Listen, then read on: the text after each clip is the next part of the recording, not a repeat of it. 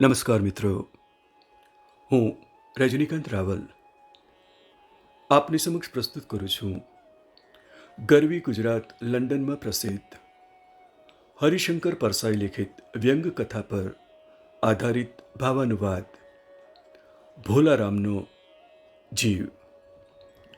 સૌજન્ય હર્ષવર્ધન ત્રિવેદી.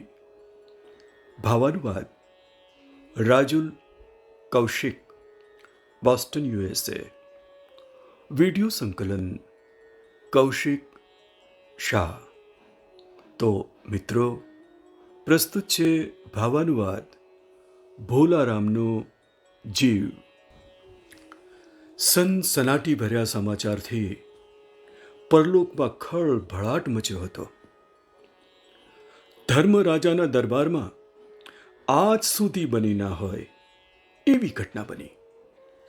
લાખો વર્ષોથી અસંખ્ય માનવીઓના કર્મ કે ધર્મને આધારિત સ્વર્ગ કે નર્કમાં એનું નિવાસ સ્થાન નિશ્ચિત થતું. ચિત્રગુપ્તના ભાલ પર ચિંતાની રેખાઓ હતી.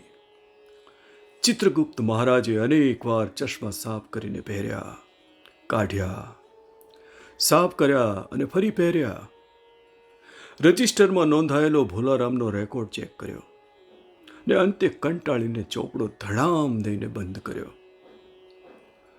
ચિત્રગુપ્તનો ચોપડો કહેતો હતો કે ભોલારામ નામનો માણસ 5 દિવસ પહેલા દેહ ત્યાગ કરીને યમદૂત સાથે આ લોકમાં આવવા રવાના થયો હતો ને છતાંય હજુ આ લોકમાં પહોંચ્યો નહોતો. ધર્મરાજે ભોલારામને લેવા ગયેલા દૂતને સભામાં હાજર કરવાનો હુકમ છોડ્યો. ભયાનક કુરૂપ ચહેરાવાળો દૂત પરેશાની અને પરિશ્રમથી અત્યારે વધુ કુરૂપ દેખાતો હતો. આજ સુધી એ ક્યારેય ખોટો પડ્યો નહોતો, પણ આ ભોલારામે તો એને બરાબરનો છેતર્યો. ભોલારામના જીવે દેહ ત્યાગ કર્યો ત્યારે દૂતે એને લઈને પરલોકની યાત્રા તો આરંભી, પણ ભોલારામ છટકીને ક્યાં અટકી ગયો એની ખબર ના પડી.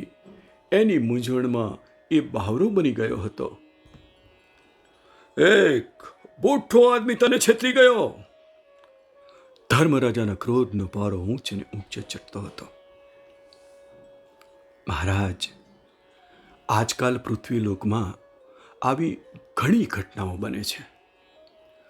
કોઈને પાર્સલમાં મોકલેલી ચીજ રેલવેવાળા વચ્ચેથી જ ઉઠાવી લે, માલગાડીના આખા ડબ્બા છૂટા પાડીને બીજે ગામ પહોંચતા થઈ જાય. એ તો જાણે સમજ્યા, પણ રાજનૈતિક દળના નેતાને વિરોધી નેતાઓ આંતરીને ક્યાં બંધ કરી દે એની ભાળ સુદ્ધા નથી મળતી. ક્રોધથી કાંપતા ધર્મરાજને શાંત પાડવા ચિત્રગુપ્તે પોતાનો ચોપડો ખોલતા જણાવ્યું, તમારી રિટાયર્ડ થવાની ઉંમર થઈ ગઈ છે. ભોલારામ જેવી નગણ્ય વ્યક્તિ માટે વળી કોને શું પડી હોય? ધર્મરાજ ચિત્રગુપ્ત પર વંકાયા. એટલામાં નારાયણ નારાયણ નો નાદ સંભળાયો ને વીણાધારી નારદ પ્રગટ થયા. પળવારમાં ધર્મરાજાના તેવર પારખી લીધા. કેમ હજુ નર્કમાં નિવાસ સ્થાનની સમસ્યા હલ નથી થઈ? આમ તો છેલ્લા થોડા સમયથી નર્કમાં કારીગરોની કમી નહોતી. મોટા મકાનો બનાવવાના પૂરા પૈસા લઈને રદ્દી જેવા મકાનો બનાવનાર ઇજનેરો, મજૂરોના પૈસા હડપ કરનાર ઠેકેદારોની અહીં વસ્તી વધી હતી. પૃથ્વીલોક પરથી જેટલા અહીં આવનાર એટલા બનાવનાર હતા, એટલે નિવાસસ્થાનો બનાવવાની ચિંતા રહી નહોતી.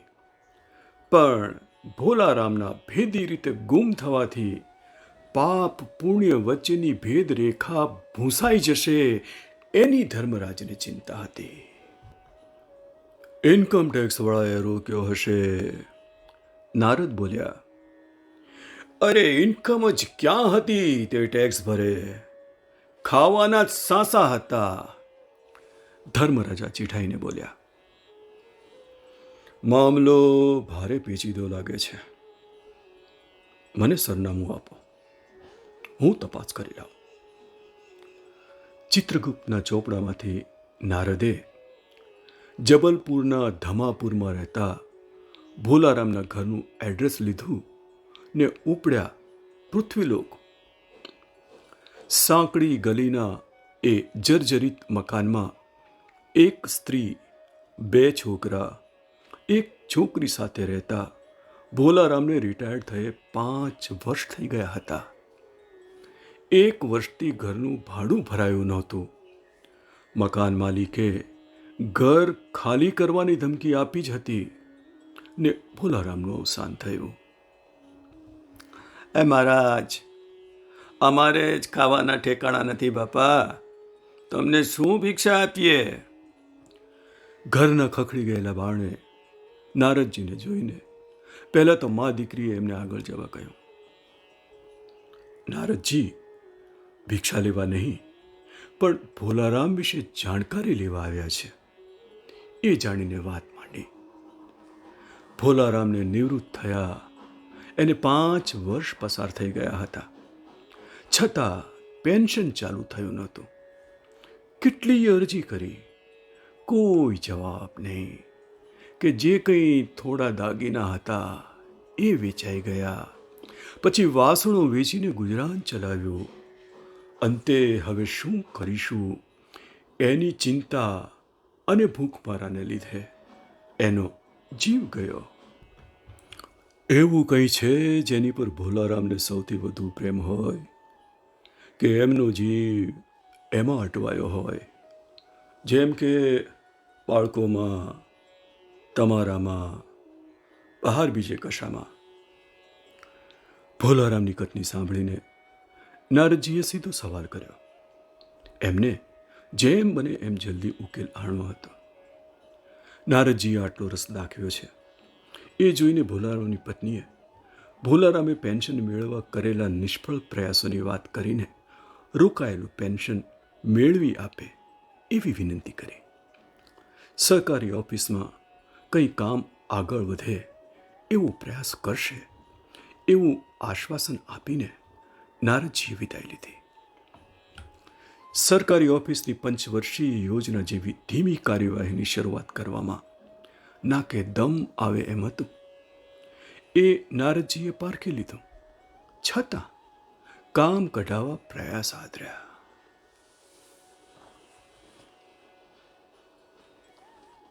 ભોલારામે અરજી તો મોકલી હતી, પણ એની પર કોઈ વજન નહોતું, એટલે ક્યાંક ઊંઘી ગયા હશે. તપાસ કરતા જવાબ મળ્યો. અરે, અહીં આટલા બધા પેપરવેટ પડ્યા છે, એમાંથી એકાદું મૂકી દેવું જોઈએ ને.